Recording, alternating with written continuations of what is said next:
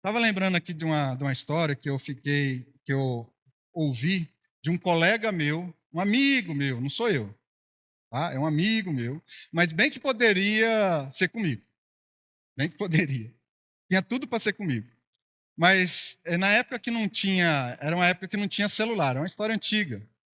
Essa época que não tinha celular, pode ser que só alguns irmãos aqui lembram, né? Dessa época que não tinha celular, mas acreditem, teve uma época que não tinha celular. E esse senhor ele contou a história lá para o meu pai e eu ouvi.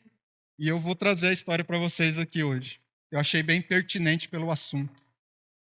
Ele teve que fazer uma viagem, saiu então da cidade lá onde nós morávamos e ia para uma outra cidade. E ele pegou o ônibus à noite, pegou o busão à noite para ir para essa cidade. E é muito comum os ônibus pararem em um local, no mesmo local, não é, César? Para fazer a janta. Então, e é muito comum que pare vários ônibus, né? De várias empresas, porque aquele restaurante, eu não sei, deve ter assim alguma coisa ali. O dono do restaurante pode ser que ofereça ali uma refeição para o motorista, ou tem alguma convênio com as empresas, alguma coisa ali, porque é muito comum a gente ver, são vários ônibus parando. E aí vai jantar. Quem já passou por essa? Né? Amém, glória a Deus. Não, o irmão ali só viaja de avião, né? O problema é que o avião não tem banheiro, né, irmão? Bem lembrado. Aí, o que aconteceu? A gente, ele estava contando essa história aí, que ele pegou então esse ônibus para ir para um determinado lugar, passou um tanto ali, 1 hora da janta, o ônibus encostou ali e ele saiu um pouco. Ele falou assim: eu não vou jantar. Aí ele acabou deixando as coisas dele ali no ônibus mesmo, tá? E saiu um pouco para tomar um ar, para ir no banheiro, para dar jogar uma água no rosto e tal. Beleza.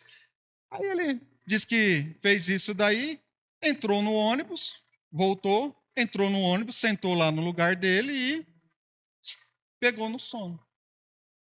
E disse que a viagem seguiu e ele foi. É uma história bem comum, não é? É bem comum essa história. Fala, o que tem diferente nessa história? O problema. O que tem diferente? Tem diferente é que é muita coincidência que ele sentou num lugar e ninguém foi reclamar. Outra coincidência que ele teve é que o motorista não fez contagem. Passou, chegou lá no final da linha, o motorista acorda o cara. Você não vai descer não? Acabou a linha. Dele, opa, onde nós estamos? Aí falou o nome da cidade. Não era a cidade que era a cidade de destino dele. Ele falou, não, mas eu não... Ué, como é que o ônibus veio para cá? Ele falou assim, qual ônibus que você pegou? Ele entrou no ônibus errado.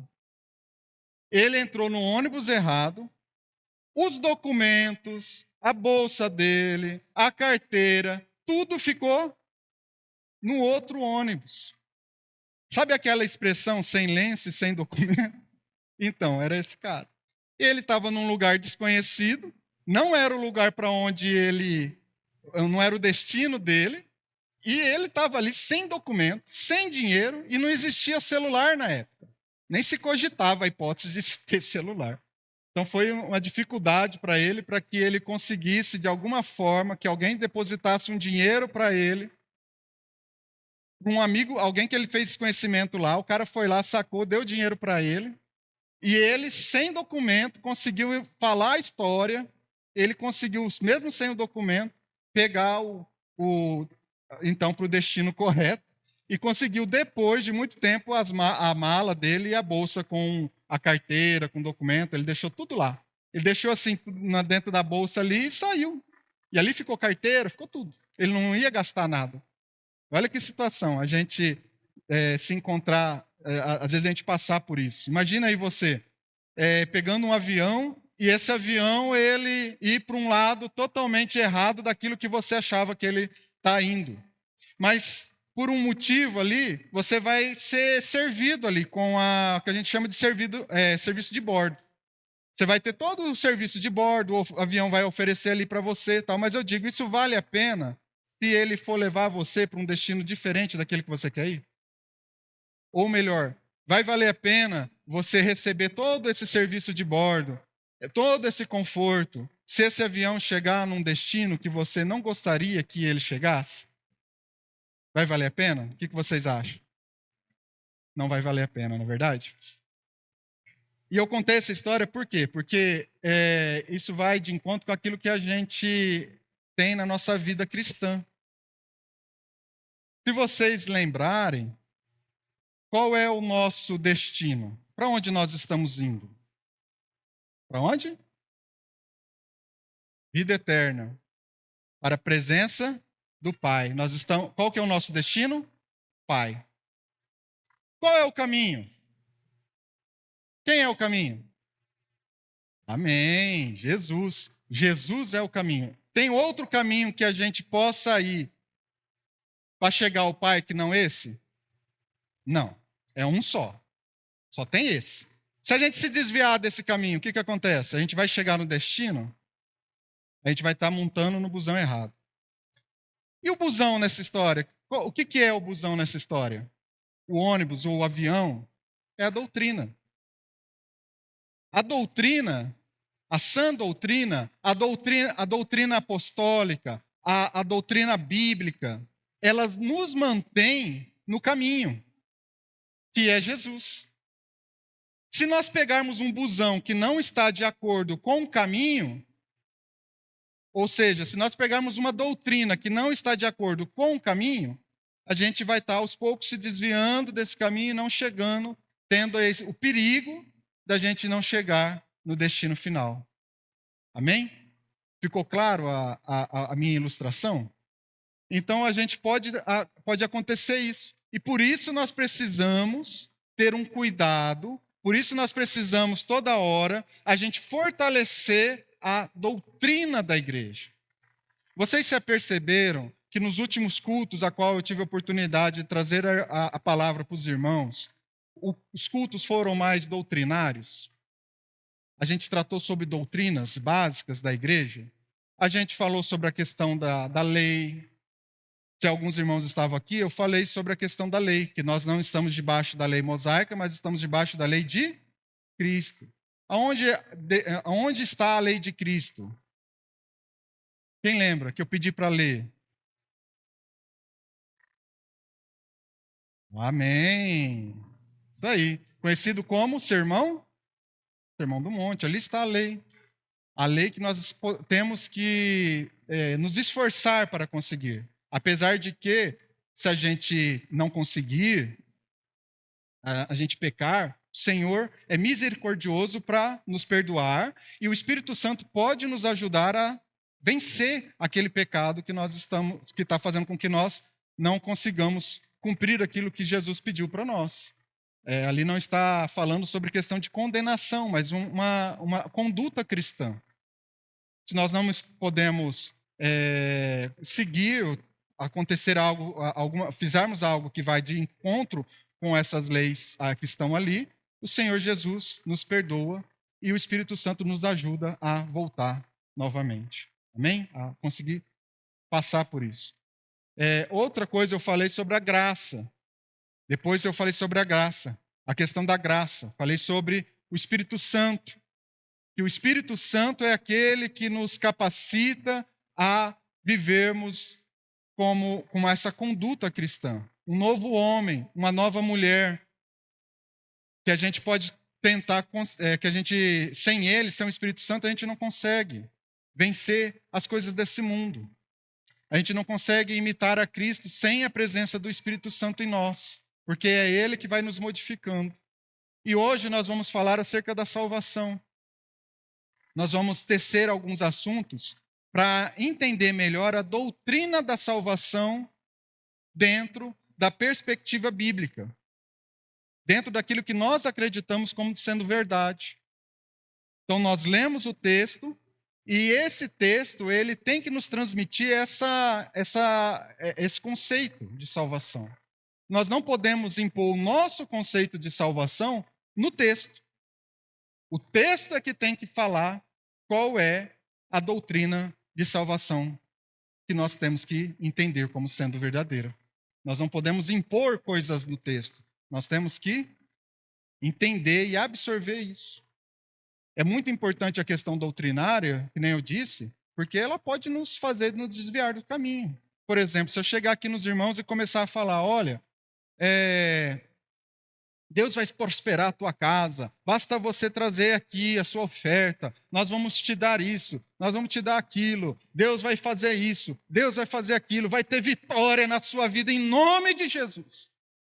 Vocês ficaram empolgados, não ficaram? Dá aquele, meu Deus, vai mesmo. Mas depois eu vou na Bíblia e vejo Jesus falar, ele falando, na vida terás aflições.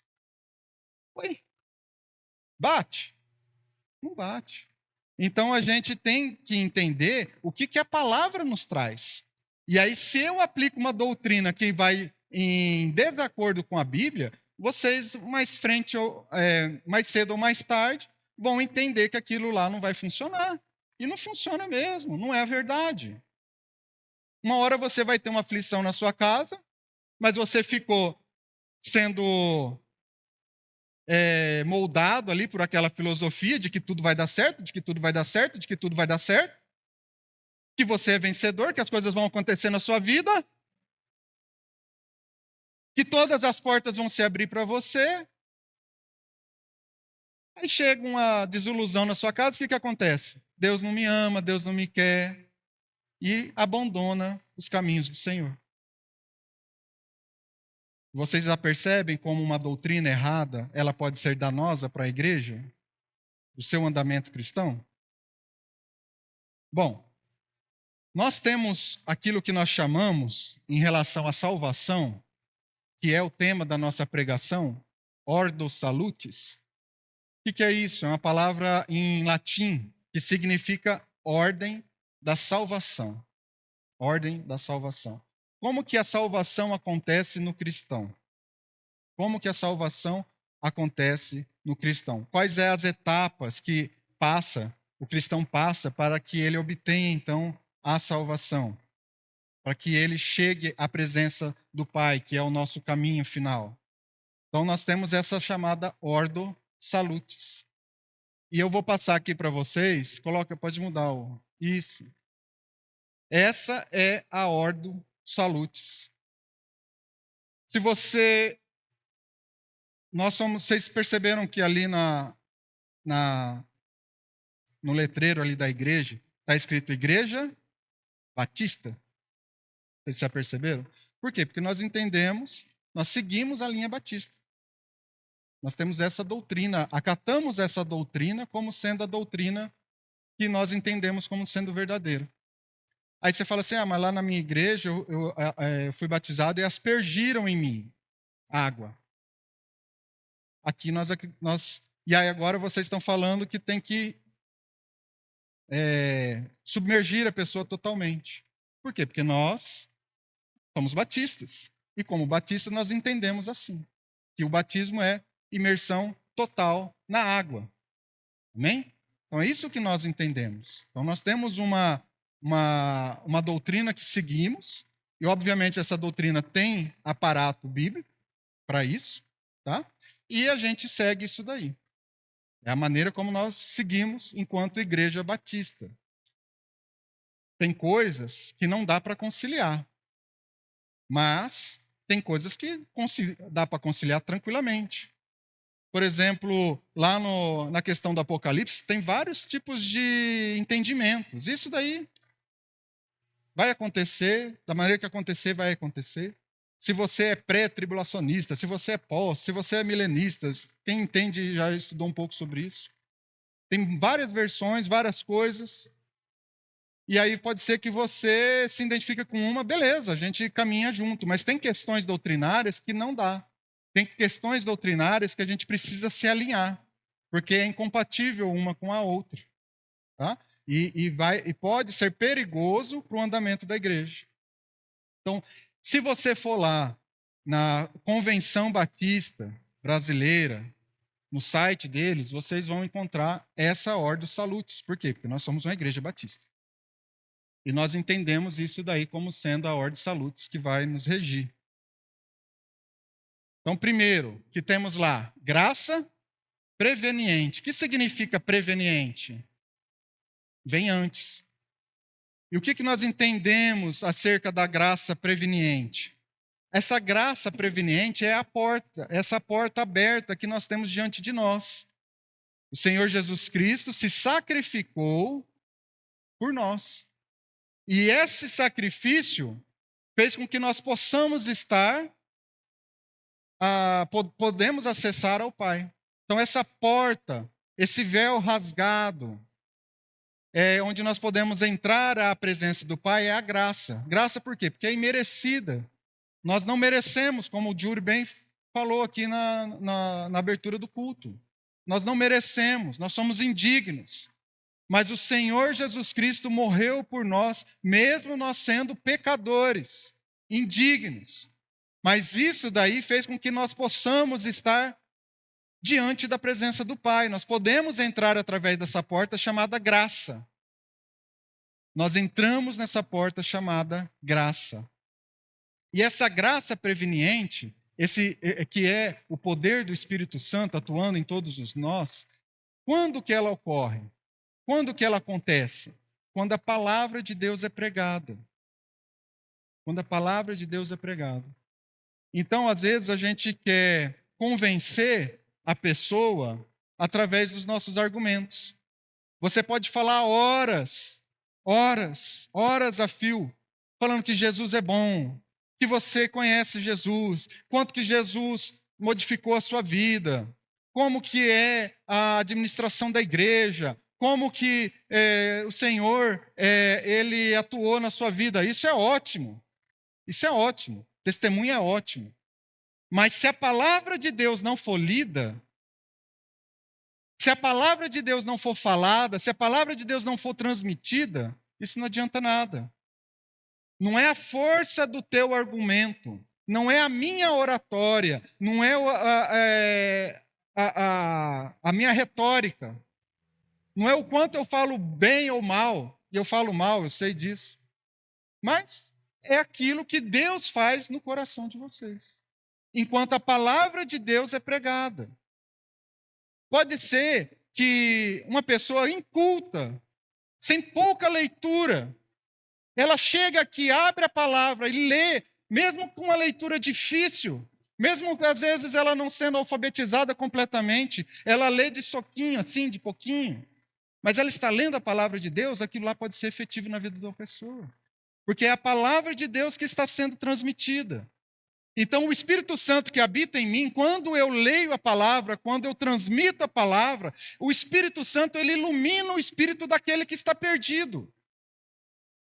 E traz ao espírito daquele que está perdido uma iluminação. Os ouvidos espirituais daquela pessoa se abrem. Então, naquele momento, ela tem capacidade de entender a mensagem. Nós podemos dizer assim, tá, mas como que a gente vai convencer aquele irmão, sendo que ele está espiritualmente morto? Mas quando a palavra de Deus ela é falada, a palavra de Deus ela é ministrada, ela é transmitida, aquilo tem poder para fazer com que aquela pessoa, mesmo morta espiritualmente, consiga ouvir. A palavra fica remoendo no coração daquela pessoa. Às vezes ela pode se tornar dura na tua frente, mas pode ter certeza que se a palavra foi dita, ela vai levar aquilo lá embora para casa. Aquilo lá vai ficar remexendo no coração dela. Porque a palavra de Deus tem poder. Não é a minha palavra, não é a minha retórica, não é a capacidade que eu tenho de argumentar, é a palavra de Deus que é dita. É a palavra de Deus que é falada, é a palavra de Deus que é transmitida. Essa tem poder. Não é a minha. É a palavra de Deus. Olha que testemunho lindo, irmãos. Testemunho lindo. Acabei de ver esse testemunho num vídeo na internet. Uma coreana da Coreia do Norte, onde é proibido Bíblia, onde as Bíblias são queimadas. Você se imagina morar num país assim? Existe um país assim em pleno ano de 2024, onde a palavra de Deus é cerceada pelo governo. Olha que absurdo. Ainda existe isso. E essa coreana falou que ela conseguiu achar, escondido, um radinho, pequenininho. E ela ligou. Quando ela ligou, a palavra de Deus estava sendo transmitida naquela estação. Ela falou, pela primeira vez eu pude ouvir a voz do Deus do meu pai. Portas abertas. Vocês já ouviram falar? Portas abertas. É um serviço missionário importantíssimo. Eles têm um canal de rádio transmitindo por uma frequência. O dia inteiro a Bíblia é falada em coreano. E alguns cristãos que estão na Coreia, o único acesso que eles têm é por um radinho. Porque se alguém pegar uma Bíblia na casa deles, eles podem ser mortos. E mesmo essa palavra dita à distância, uma gravação de uma Bíblia em coreano, colocado no modo repeat, falando ali toda hora, agiu na vida dessa menina. Essa menina ouviu a voz do Senhor e ela se converteu e entregou a sua vida para o Senhor Jesus Cristo. Olha como isso é poderoso.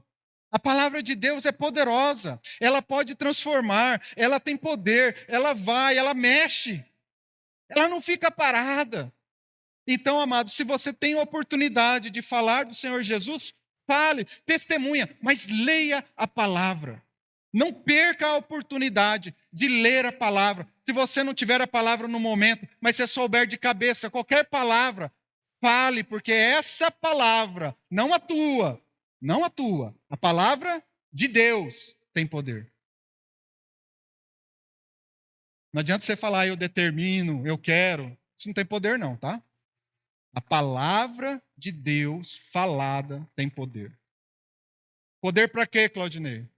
Para transformar a vida. Para converter o coração. Amém? Então, desculpa.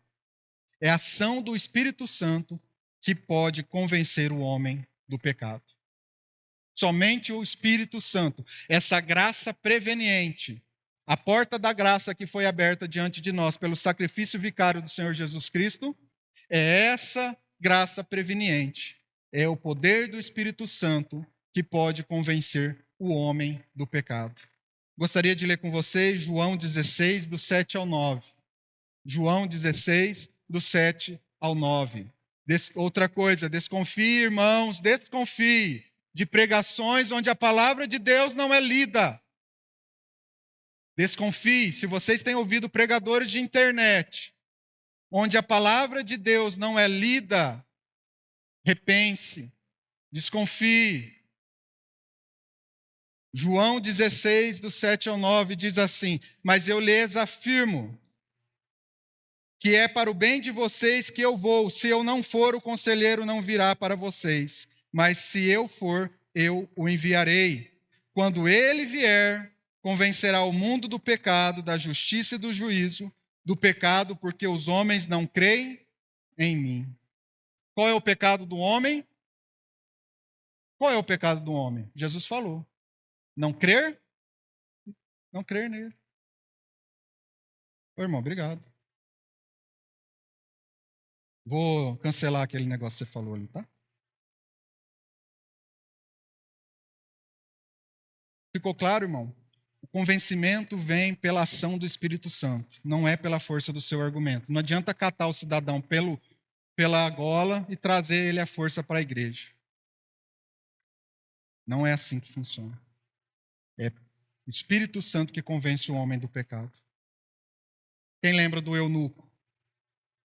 Felipe estava ali, eunuco. Como que eu posso entender se não há quem me explique? E Felipe explicou. E Felipe anunciou a palavra do Senhor. E o que o eunuco disse? O que me impede de ser batizado? Felipe, nada. Você crê que Jesus é o Filho de Deus? Ele disse, eu creio. E ele foi batizado. Amém. Glória a Deus por isso. Então, amados, quando a palavra de Deus é dita, essa palavra tem capacidade, tem poder, através da ação do Espírito Santo, de a pessoa ouvir e ter discernimento, ter capacidade dela aceitar ou não. A pessoa tem essa capacidade, porque essa graça preveniente dá a ela essa capacidade. Mas existem filosofias chamadas filosofias deterministas, onde vai dizer que isso não acontece. Onde ela vai dizer que quem pensa conforme essa filosofia vai dizer o seguinte: Deus, antes da fundação do mundo, ele elegeu pessoas para serem salvas e pessoas para não serem salvas. Ele teve os seus eleitos, ele escolheu. Imagina assim, estava todo mundo afogando, Deus foi lá e salvou alguns. Consequentemente, se você salva alguns, aqueles que estavam lá não estão salvos, correto?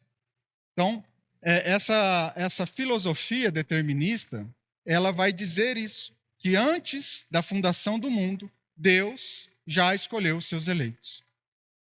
E independente daquela pessoa querer ou não, aceitar ou não, a graça irresistível vai fazer com que ela aceite. Essa é o que essa filosofia determinista diz. Ela não dá ao homem essa capacidade do homem aceitar ou não. Mas qual é o perigo desse tipo de filosofia determinista? E uma das filosofias deterministas mais conhecidas, vocês já devem ter ouvido falar, é a filosofia calvinista. Então, é uma filosofia determinista. Ela vai dizer que todas as coisas já foram pré-determinadas por Deus. Tudo. Tudo já foi pré-determinado com Deus. Qual é o problema disso? Uma vez perguntaram para um grande calvinista, perguntaram para ele assim, chamado John Piper, perguntaram para ele, John Piper, americano, foi Deus que determinou a queda das Torres Gêmeas? Ele disse assim, não só determinou, como planejou e executou cada detalhe. Eu não consigo crer, não consigo entender, não é um Deus que eu consigo olhar para as Escrituras e falar que esse Deus determinou que fulano ou ciclano viesse cometer alguma maldade. Não é um Deus que eu encontro na Escritura quando eu leio. Eu leio um Deus que nos chama ao arrependimento das nossas maldades, que nos chama ao arrependimento dos nossos pecados. A gente imputar o pecado, a maldade humana em Deus, não está de acordo com aquilo que a gente encontra nas Escrituras. Qual que é o perigo dessa doutrina? Quando eu falo para você que Deus já escolheu, antes da fundação do mundo, Deus já escolheu quem vai ser salvo e quem não vai ser, qual que é a primeira dúvida que surge na sua cabeça? Deus já selecionou quem vai ser salvo e, consequentemente, o resto vai ir para o inferno. Qual é a primeira dúvida que vem na sua cabeça? Hã?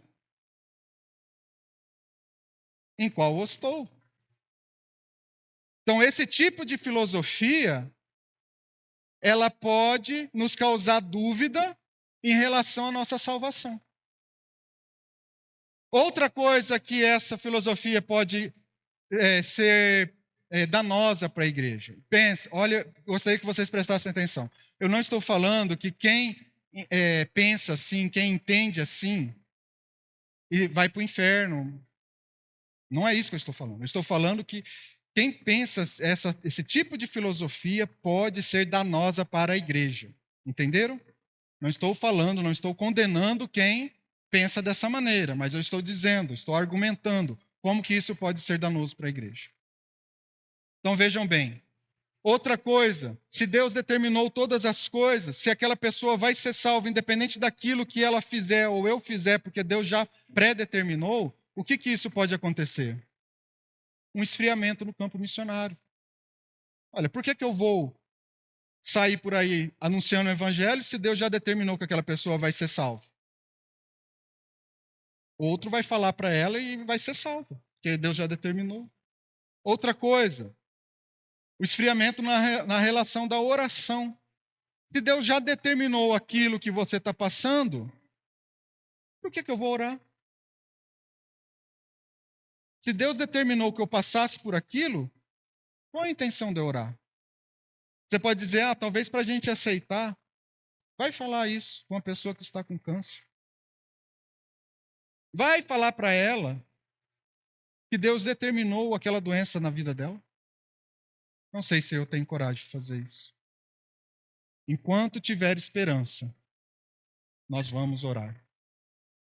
Enquanto houver esperança, nós vamos orar. Nós vamos clamar a Deus.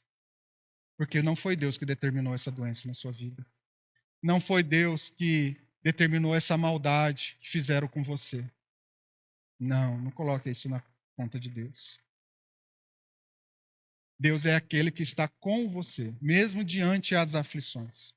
Deus não determinou a maldade que acontece no mundo. É a ausência de Deus no coração de alguns é que a gente vê tanta maldade no mundo.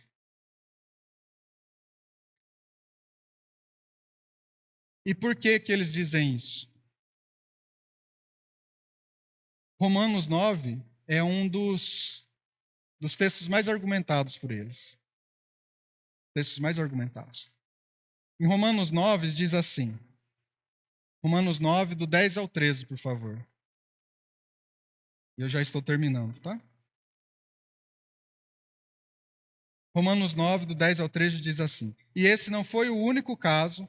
Também os filhos de Rebeca tiveram o mesmo pai, nosso pai Isaque. Todavia, antes que os gêmeos nascessem ou fizessem qualquer coisa boa ou má, a fim de que o propósito de Deus conforme a eleição permanecesse, não por obras, mas por aquele que chama, foi dito a ela, o mais velho servirá ao mais novo. Como está escrito, amei Jacó, mas rejeitei Esaú. Se nós pegarmos esse texto e tirar ele do contexto de maneira isolada, nós vamos falar assim, mas aqui não está falando que antes dos gêmeos nascer, Deus já chamou um e não chamou outro? Por que Deus fez isso? Por que Deus elegeu Jacó e não elegeu Esaú? Nós temos que entender o contexto. Paulo, no começo desse capítulo, está falando assim, olha, eu tenho grande aflição pelos meus irmãos. Grande aflição pelos meus irmãos. Eu tenho grande aflição. E eu sei que eles estão se perdendo. Então, se você perguntasse para um judeu, falasse para ele assim, você está salvo? Até hoje você pode perguntar, mas naquela época também. Você está salvo? Ele falava, sim, estou salvo. Por quê? Porque eu sou filho de Abraão. Ele não entendia que a salvação, ele não entende, até hoje o judeu não entende que a salvação vem por meio de Cristo. Ele entende que ele é salvo por quê? Porque ele é filho de Abraão. Então Paulo ele dá um exemplo e fala assim, olha, você esqueceu que Isaac e Ismael também são filhos de Abraão? Temos Isaac, filho de Abraão, mas Ismael também é filho de Abraão. Por que Deus escolheu formar o teu povo por Isaac e não por Ismael? Que os dois são, por que Deus escolheu? Outro argumento que Paulo vai dizer, vai dar outro exemplo, talvez o judeu pudesse falar assim, não, é porque Ismael era filho da escrava. Por isso que Deus rejeitou. Aí Paulo dá um segundo argumento, um segundo exemplo, ele vai falar assim, bom, e Esaú e Jacó? Eram gêmeos, veio do mesmo ventre de Rebeca, netos de Abraão, filhos de Abraão, vêm da descendência de Abraão. Por que Deus aceitou Jacó, fez do povo, o povo dele ele fez através de Jacó e não de Esaú? Quem lembra, Rebeca quando estava grávida, ela procurou o Senhor, porque aqui estava acontecendo um rebuliço na barriga dela. Né, irmã? Está acontecendo algum rebuliço na barriga não, né? Então estava acontecendo um rebuliço na barriga dela. Por quê? Os gêmeos estavam brigando. Os gêmeos estavam brigando. E aí, ela procurou o Senhor. Aí o que o Senhor disse para ela? São duas nações que estão brigando no teu ventre. Porém, o mais velho servirá o mais novo. Foi dita outra palavra, foi dita outra promessa. Assim como foi dita a promessa para Isaac. Do ventre de Sara, a sua descendência será contada. São duas palavras que foram ditas, e é através dessas duas palavras é que se escolheu Jacó e não Esaú. Tanto Isaac como Jacó foram gerados pela palavra. São filhos da promessa. Então Deus tem sim os seus eleitos. Deus tem sim os seus eleitos. Mas quais são os eleitos de Deus? Aqueles que são gerados pela palavra. Deus tem sim uma eleição. Quem são esse povo? E Deus está chamando esse povo desde que ele começou a atuar. Desde da fundação do mundo, desde que a humanidade começou, ele chama o povo para que eles sejam gerados pela palavra. Adão não quis, rejeitou a palavra. Nós somos caídos por causa disso. Isaac era filho da promessa, era gerado pela palavra. Jacó foi gerado pela palavra. Então, amados, Deus não determinou todas as coisas. Aquele que vai ser salvo ou não. Deus estabeleceu um parâmetro. Qual é esse parâmetro? Aqueles que foram gerados pela palavra. Aqueles que aceitarem a palavra de Deus. E quem é a palavra? Quem é a palavra? Quem é a palavra de Deus? Não ouvi ainda. Jesus. Jesus é a palavra. Quem são os eleitos de Deus? Aqueles que foram gerados pela palavra. Para finalizar, gostaria de ler 2 versículos. Um está lá, em João 1, do 12 ao 13.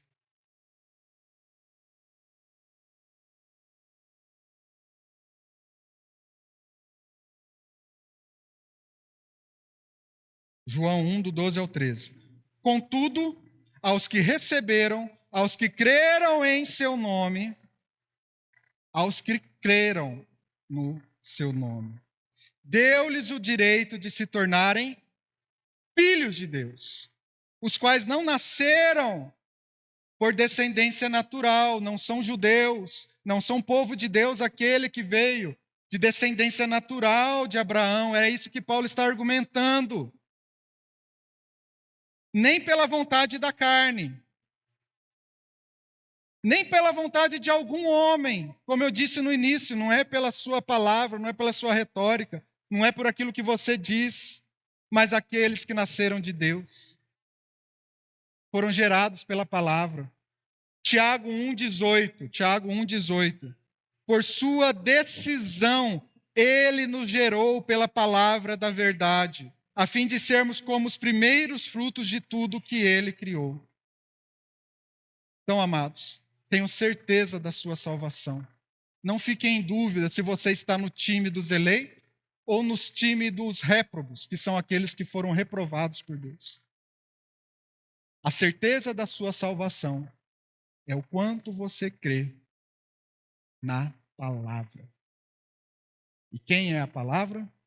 Jesus. Enquanto você crer neste nome, enquanto você permanecer firme neste nome, haverá salvação na tua casa. Pode ficar tranquilo. Nós, igreja, somos um povo chamados, eleitos por Deus, porque nós cremos na palavra. Nós respondemos à palavra de Deus que nos chama e que chama os povos de todo o mundo para crer neste nome, porque o pecado do homem é não crer em Jesus. Mas a palavra de Deus, a ação de Deus na vida do homem, o Espírito Santo de Deus, agindo pelo homem, na vida do homem, ele pode convencê-lo do pecado. Amém? Então nós temos que ter esse entendimento doutrinário para rejeitar esse tipo de filosofias. E a gente abraçar a filosofia bíblica. A filosofia que é a palavra de Deus, não a filosofia, desculpa, a verdade de Deus. Nós rejeitamos filosofias vãs e abraçamos a verdade das Escrituras. Que nós possamos estar alinhados com a Bíblia. Ela é nosso, como eu falei no início, ela é o nosso único livro de regra, de fé e prática. É a ela que nós seguimos, a palavra de Deus. Amém?